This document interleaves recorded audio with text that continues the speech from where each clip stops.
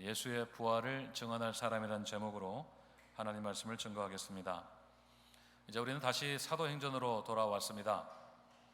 지난 시간에 우리는 교회가 어떻게 시작되었는가를 살펴보았습니다.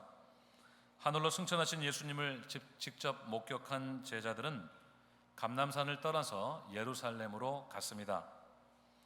예루살렘을 떠나지 말고 아버지께서 약속하신 것을 기다리라고 하는 예수님의 명령을 순종하기 위해서였습니다. 예루살렘으로 돌아온 제자들은 마가의 다락방에 올라갔고 거기에 모인 여성들과 예수님의 형제들 그리고 다른 제자들과 함께 간절한 마음으로 기도하기를 시작했습니다. 그것이 바로 초대교회의 시작이었습니다. 그들은 예수님이 약속하신 성령을 받을 것을 간절한 마음으로 기다리며 기도했던 것입니다. 그렇게 교회는 기도로 시작되었습니다. 오늘 누가는 그 기도의 현장을 스케치하면서 이야기를 시작하고 있습니다. 15절 말씀을 함께 읽겠습니다. 시작. 모인 무리의 수가 약 120명이나 되더라. 그때 베드로가 그 형제들 가운데 일어서서 이르되 아멘. 먼저는 당시 다락방에 모인 사람들 숫자가 몇 명이라고 했습니까? 120명 정도였다고 했습니다. 우선 이 120명이라는 숫자는 당시의 현장을 매우 사실적으로 묘사하고 있다는 점을 주목할 필요가 있습니다. 그들이 모인 이 마가의 집은 예루살렘에서도 비교적 부유층들이 모여 사는 북쪽에 위치한 집들 중에 하나로 여겨지고 있습니다. 그리고 그런 집들은 대체적으로 120명 정도를 수용할 수 있는 다락을 가지고 있었다고 합니다. 작은 사이즈는 아니죠. 우리가 모인 숫자보다 더 많은 숫자가 모일 수 있는 그런 공간을 가지고 있다고 합니다. 그러면서 이 120명이라는 숫자는 인위적으로 조작된 숫자가 아니라 당시의 현장을 매우 현실감 있게 보여주는 숫자라고 볼 수 있습니다. 누가는 의사로서 그리고 역사가로서 매우 객관적인 사실을 우리에게 전달해 주려고 했던 것입니다.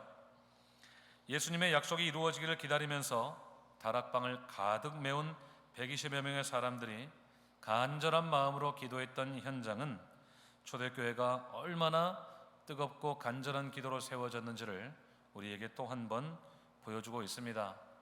120명을 수용하는 공간에 120명이 모였으니까 full occupancy, 꽉 찼죠.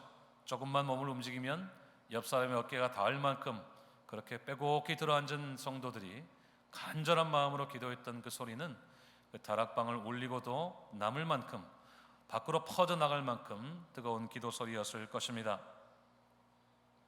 그런 기도의 열기가 계속되는 중에 베드로가 일어났습니다. 아마도 일시적으로 기도 소리가 중단되었겠죠. 베드로의 말을 16절에서 한번 들어보도록 하겠습니다.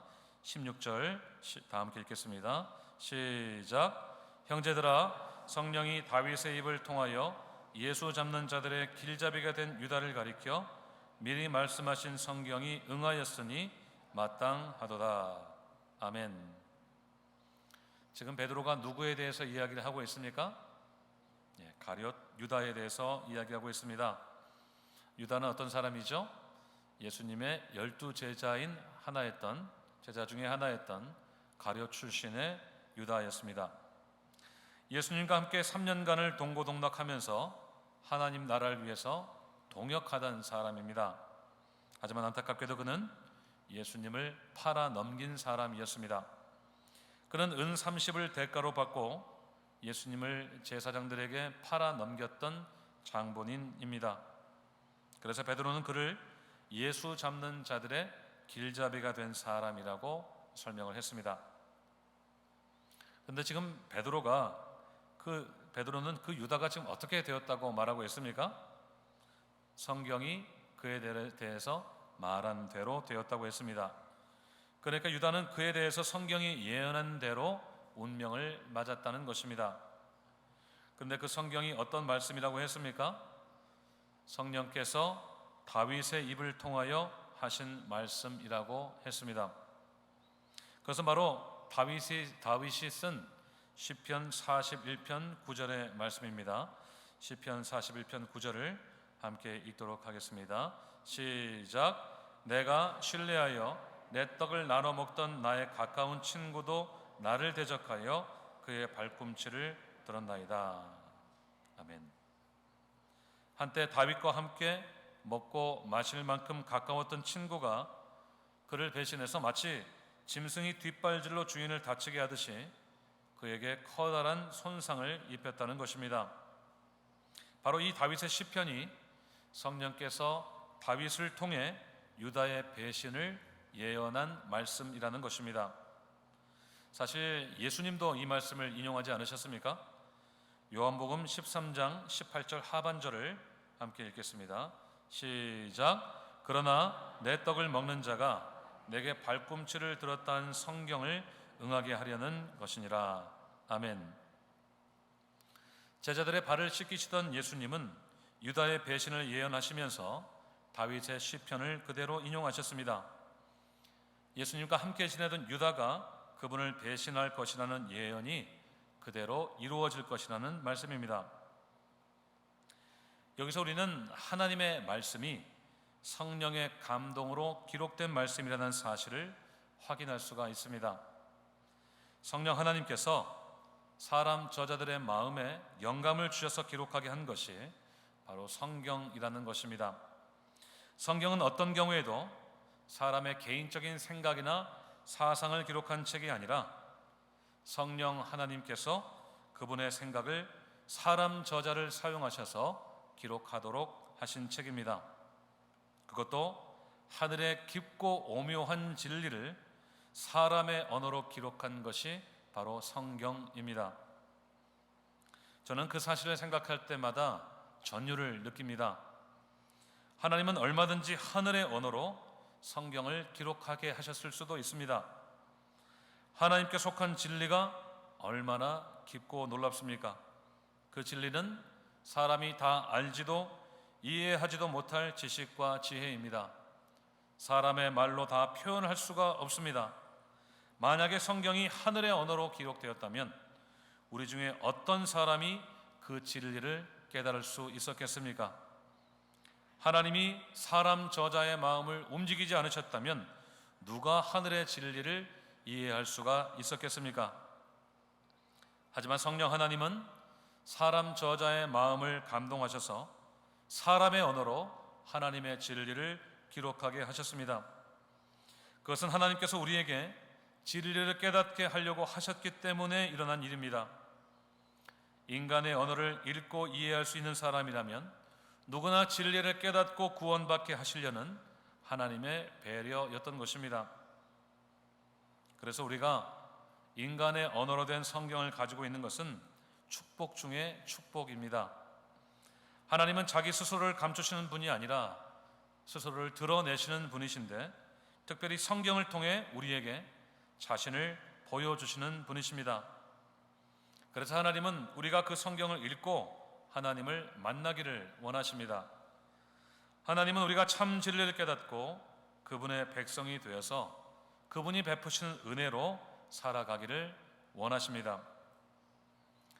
날마다 성경을 읽으시기를 바랍니다. 우리가 성경을 읽으면 그분을 만날 수가 있습니다. 그리고 우리는 그분의 말씀을 통해서 하늘에 속한 진리를 깨닫고 그 진리 안에서 참된 자유를 누릴 수가 있습니다. 특별히 우리는 성경을 통해 참 진리이신 예수님을 만날 수가 있고 그분이 베풀어 주시는 은혜를 받아 누릴 수가 있습니다. 사랑하는 여러분, 그 은혜는 매우 가까이에 있습니다. 그 진리의 말씀은 우리의 손에 닿을 만한 곳에 있습니다. 은혜와 진리의 말씀이 결코 우리에게 멀리 있지 않습니다. 심지어 그것은 우리의 손 안에 있습니다. 오늘부터 다시 성경을 읽으시기를 바랍니다. 성경 속에서 자신을 보여주시는 성삼위 하나님을 날마다 만나시고 그분이 베푸시는 은혜로 하루하루 살아가는 우리 모두의 삶이 되기를 간절히 소원합니다. 유다의 배신은 성경의 예언이 그대로 이루어지는 사건이었습니다. 하나님은 말씀하시는 분이시고 그 말씀대로 일하시는 분이시기 때문입니다. 민수기 23장 19절 말씀을 함께 읽겠습니다. 시작. 하나님은 인생이 아니시니 시건치 아니하시고 인자가 아니시니 후회가 없으시도다. 어찌 그 말씀하신 바를 행치 않으시며 하신 말씀을 실행하지 않으시랴. 아멘. 유다의 배신은 말씀하신 것을 반드시 실행하시는 하나님의 말씀의 성취였던 것입니다. 베드로는 그 사실을 확인하는 가운데 17절에서 유다의 프로필을 간단히 소개하고 있습니다. 유다는 본래 예수님의 사도들 가운데 한 사람으로서 섬기던 사람이었습니다. 앞에서도 말씀드린 대로 그는 예수님과 함께 하나님 나라의 복음을 전하고 가르치고 병든 자를 고치는 일에 직접 참여했던 사람이었습니다. 하지만 그는 예수님을 배신한 후에 끔찍한 죽음을 맞았습니다. 우리가 소리를 내어 읽기도 거북스러운 18절의 기록대로 그는 예수님을 판값으로 샀던 밭에 스스로 곤두박질해서 몸이 터지는 죽음을 맞았습니다. 마태는 그가 스스로 목을 매달아 죽었다고 했는데 학자들은 아마도 그가 스스로 목을 맸다가 그 줄이 끊어져서 땅으로 떨어지는 과정에서 그런 끔찍한 일이 있었을 것이라고 추정하고 있습니다. 결국 온 예루살렘 사람들은 그곳을 아겔다마, 곧 피밭이라고 불렀고 대제사장들은 나중에 그곳을 부정한 곳으로 여겨서 나그네의 무덤으로 사용을 했습니다. 베드로는 그런 유다의 비참한 죽음 역시 시편에 기록된 예언이 성취된 것임을 밝히고 있습니다. 본문 20절 말씀을 함께 읽겠습니다. 시작.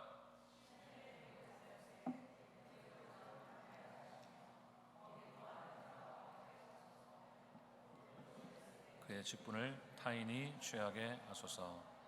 아멘. 이 말씀은 각각 시편 69편 5절과 109편 8절의 말씀을 인용한 말씀입니다. 둘 다 다윗의 시인데요. 다윗을 대적한 자들이 맞게 될 운명에 대한 말씀입니다. 그들이 살았던 거처가 거름밭처럼 황폐하게 되고 그들이 가졌던 직분들이 다른 사람들에게 주어질 것이라는 예언이었습니다. 베드로는 그 예언이 유다에게 그대로 성취되어서 그가 죽은 곳이 피밭이 되고 그의 사도의 직분이 다른 사람에게 주어지게 될 것이라는 것을 강조하고 있습니다. 여기서 먼저 우리는 예수님을 배반한 결과가 얼마나 비참한가를 똑똑히 보아야 합니다.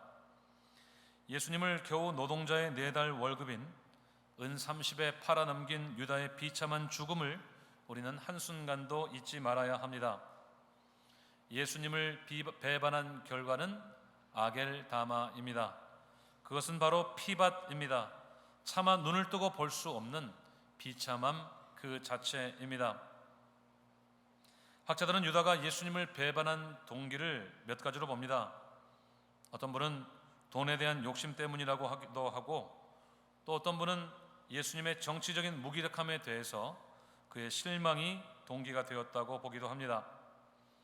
또 다른 분들은 유다가 신변의 위협을 느껴서 예수님을 배반했다고 보기도 합니다.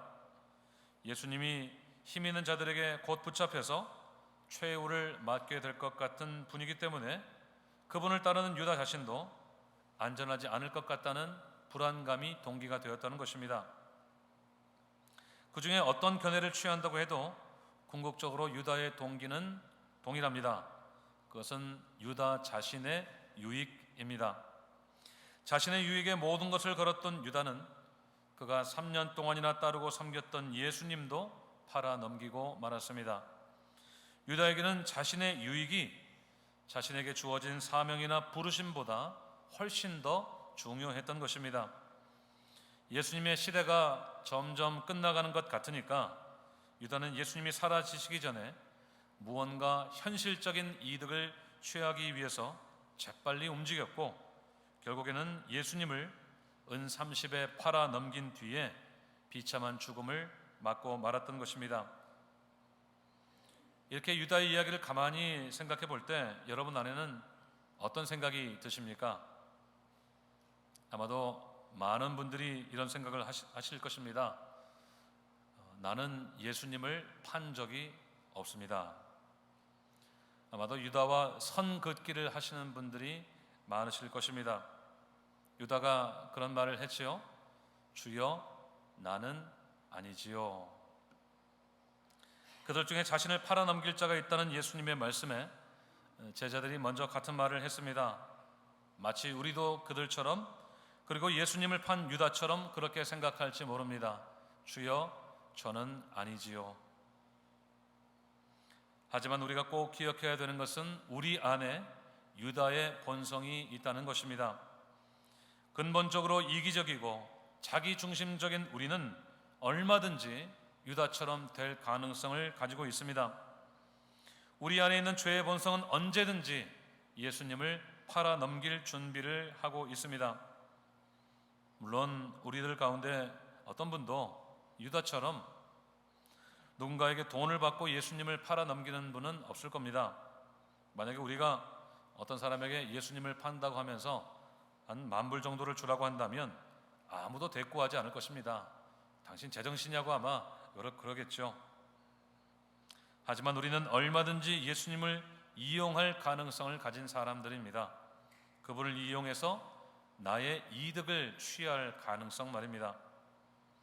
우리가 예수님을 많이 안다고 해도 그럴 수 있습니다. 그분의 은혜를 많이 받았다고 해도 우리는 얼마든지 예수님을 이용하려고 할 수 있습니다. 여러분, 유다가 어떤 사람입니까? 예수님의 이적을 두 눈으로 직접 보고 그분의 가르침을 두 귀로 직접 들은 사람입니다. 그럼에도 그는 예수님을 이용하지 않았습니까? 그는 예수님의 십자가의 결정적인 계기를 제공한 사람이 되어버리고 말았습니다. 우리도 얼마든지 예수님을 이용할 수 있습니다. 예를 들면 우리는 우리가 크리스찬인 것을 이용해서 누군가의 환심을 사려고 할 수 있습니다. 우리는 비즈니스를 위해서 예수님의 이름을 내세울 수가 있습니다. 나 예수님 믿는 사람이니까 거래합시다 라고 할 수 있습니다. 상거래는 언제나 깨끗하고 공정해야 되는데 우리가 그렇게 투명하게 거래하지 않으면서 예수님의 이름을 거론할 가능성이 있다는 것입니다. 또 우리는 그분을 통해서 유명해지고 싶을 수도 있고, 심지어는 나는 특별히 그분과 가깝다고 하면서 거룩한 사람이라고 인정받고 싶을 수도 있습니다. 우리는 그분을 이용해서 우리 자신의 영향력을 확대하려고 할 수도 있고, 다른 사람을 통제하는 일을 위해서 그분의 이름을 악용할 수도 있습니다. 예수님이 어떤 분인지도 알고 그분의 은혜를 경험했으면서도 우리는 언제든지 그렇게 예수님을 이용해서 개인적인 이득을 취하려고 할 수가 있습니다. 그래서 우리는 늘 깨어 있어야 됩니다. 내 안에 유다의 본성이 있는 것을 기억하고 늘 겸손한 마음으로 기도해야 합니다. 우리는 예수님을 이용하도록 부르심을 받은 사람이 아니라 그분께 사용받도록 부르심을 받은 사람인 것을 꼭 기억해야 합니다. 우리는 예수님을 나의 이득을 위한 수단으로 삼는 사람이 아니라 그분의 유익을 위해서 나의 이득을 포기할 줄 아는 사람이 되어야 합니다. 우리는 그분을 위해서 기꺼이 손해도 볼 줄 아는 사람이 되어야 합니다. 예수님의 제자로 부름을 받은 우리는 우리 자신을 부인하고 우리의 십자가를 지고 그분을 따르는 일로 부르심을 받은 사람들이기 때문에 그렇습니다. 오늘 베드로를 보십시오. 사실 그 사람도 그렇게 떳떳한 사람은 아니지 않았습니까? 예수님을 위해서 자신의 목숨도 내놓겠다고 했으면서도 그분을 3번이나 강하게 부인했던 사람입니다. 유다처럼 예수님을 직접 팔아넘기지는 않았지만 그분을 부인했다는 점에서 유다와 공통점이 있는 사람입니다. 자신의 신변의 안전을 위해서 예수님을 저주하기까지 했던 베드로 역시 부인할 수 없는 유다의 본성을 가진 사람이었습니다. 그럼에도 불구하고 오늘 베드로가 초대교회의 리더가 될 수 있었던 것은 무엇 때문이었을까요? 오늘 그가 120명의 은혜 충만한 초대교회 개척 멤버들 앞에서 당당하게 리더십을 발휘할 수 있었던 근거가 무엇입니까? 바로 그가 회개했기 때문입니다. 자신의 잘못을 철저히 뉘우치고 거기에서 완전히 돌아섰기 때문입니다. 자신을 찾아오신 부활하신 주님께서 내가 나를 사랑하느냐고 물으셨을 때 베드로는 분명히 3번이나 그렇다고 대답하는 것으로 그의 마음을 확정했기 때문입니다. 자신을 부인하고 주님을 온전히 믿고 따르기로 결심했기 때문입니다. 그래서 그는 초대교회의 리더가 될 수 있었고 성령으로 충만함을 받은 후에 복음을 전하는 일로 자신의 삶을 온전히 드릴 수 있었습니다. 회개한 베드로는 더 이상 두려워하지 않았습니다. 더 이상 자신의 이득에는 관심이 없었습니다. 그는 더 이상 이기적이지 않았습니다.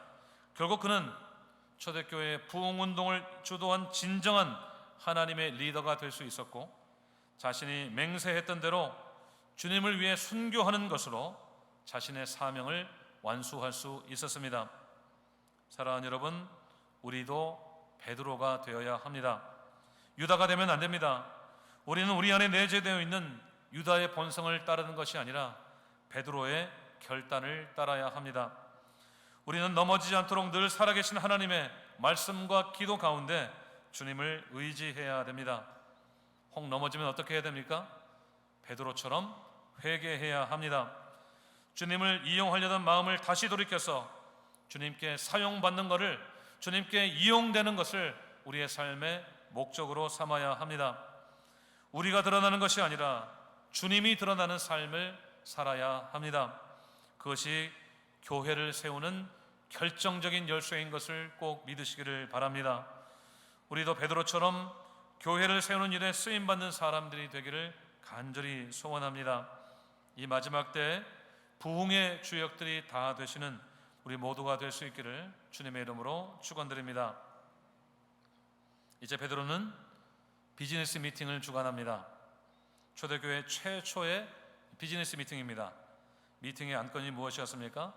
새로운 사도를 세우는 일입니다. 유다의 빈자리를 대신해서 사도로서 교회를 섬기고 복음을 전하는 사람을 세우는 일, 이른바 보궐선거라고 할 수 있겠습니다. 사도의 수가 12명이 되어야 되는 것은 이 12라는 숫자가 가지는 상징적인 의미 때문입니다. 야곱의 12지파는 온 이스라엘을 상징하고 하나님을 떠난 이스라엘의 회복은 사람으로 오신 예수님께서 12사도를 통해서 하시려고 했던 일입니다. 그 이스라엘의 회복은 곧 하나님 나라의 회복을 의미하기 때문에 주님은 자신이 주도하시던 하나님 나라의 운동을 12사도가 계속해서 이어가기를 원하셨던 것입니다. 그런 주님의 뜻을 잘 이해한 베드로는 앞서 20절에서 보신 시편의 말씀, 그의 직분을 타인이 취하게 하소서라는 말씀을 근거로 해서 새로운 사도를 세우려고 했습니다. 일종의 노미네이션 절차를 시작한 것입니다. 그 사도의 후보가 될 자격이 21절과 22절에 나오고 있습니다. 잠깐 화면을 한번 살짝 보여주십시오. 이 21절과 22절의 말씀을 요약적으로 말씀을 드리자면 새로운 사도는 예수님의 세례부터 승천까지 그분의 공생애를 함께 할 사람이어야 했는데, 함께 했던 사람이어야 했는데 그 이유는 예수님의 부활을 증언할 수 있는 사람이어야 했기 때문입니다. 예수님의 부활은 사도행전에서 제자들이 전한 복음의 핵심적인 주제라고 할 수 있습니다. 사도행전 많은 곳에서 제자들이 예수님의 부활을 증언했다는 것을 우리는 쉽게 찾아볼 수가 있습니다. 예수님의 가르침도 있고 이적도 있고 십자가도 있는데 그분의 부활이 강조된 이유는 그만큼 예수님의 부활이 복음 전파의 핵심적이기 때문에 그렇습니다. 종교개혁자 칼빈은 부활이 강조되고 있는 이유를 이렇게 설명합니다. 그것은 사도들이 부활만을 증거해야 됐기 때문이 아니다. 부활을 통해 그리스도의 죽음이 이해되기 때문이고 부활에 우리가 구원받은 목적이 담겨 있고 우리의 최종적인 구원의 완성이 확인되었기 때문이다. 예수님의 부활은 그분의 십자가 죽음이 우리 죄인들을 구원하기 위한 완전하고도 영원한 신적인 죽음인 것을 확정하는 사건이었기 때문에 새로운 사도는 반드시 그 부활을 직접 목격하고 그것을 증거할 수 있는 사람이어야 했던 것입니다. 그래서 초대교회의 공천위원회는 요셉과 마띠아 두 사람을 후보로 세웠고 이 두 사람 중에 마띠아가 제비뽑기를 통해 선택되어서 사도들의 그룹에 포함되는 것으로 마침내 12사도의 인원이 채워지게 된 것입니다. 그런데 그들이 마띠아를 세우는 과정이 참으로 은혜롭습니다. 그가 어떻게 사도로 세워질 수 있었습니까? 기도를 통해서입니다. 24절과 25절 상반절을 함께 읽겠습니다.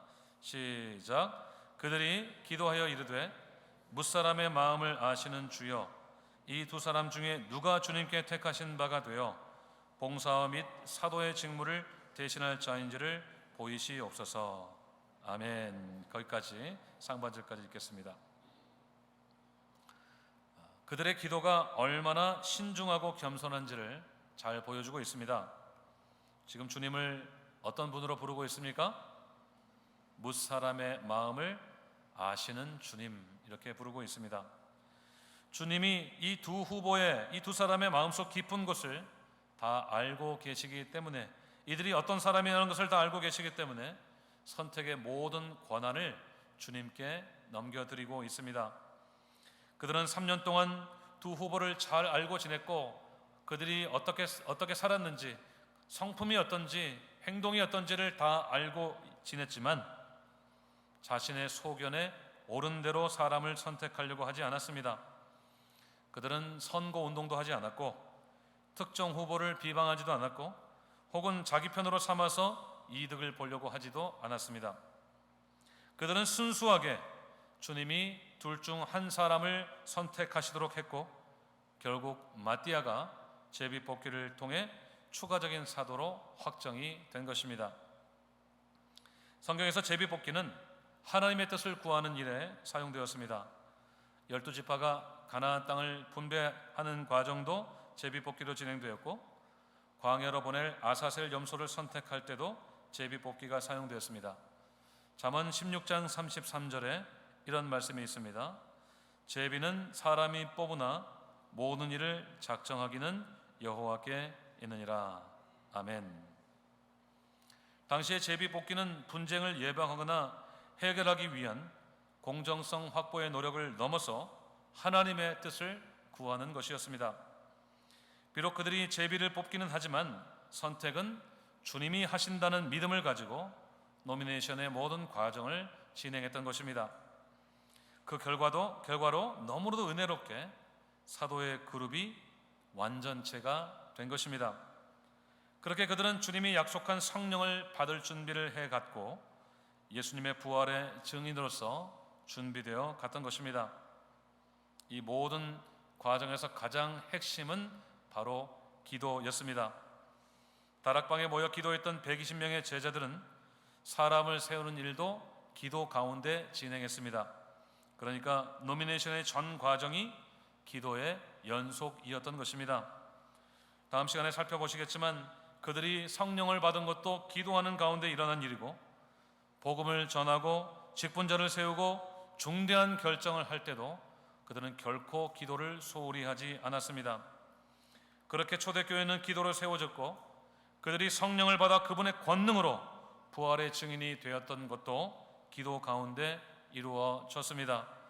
그들의 간절한 기도는 초대교회를 움직이는 거대한 힘이었던 것입니다. 특별히 직분자를 세우는 과정이 그렇게 순조롭고 은혜로울 수 있었던 것은 그들이 기도하는 사람이었기 때문입니다. 그렇게 보면 요셉이 사도로 선출되었더라도 여전히 은혜로웠을 것 같습니다. 왜냐하면 두 사람 다 그들이 기도하는 중에 추천한 사람들이었기 때문입니다.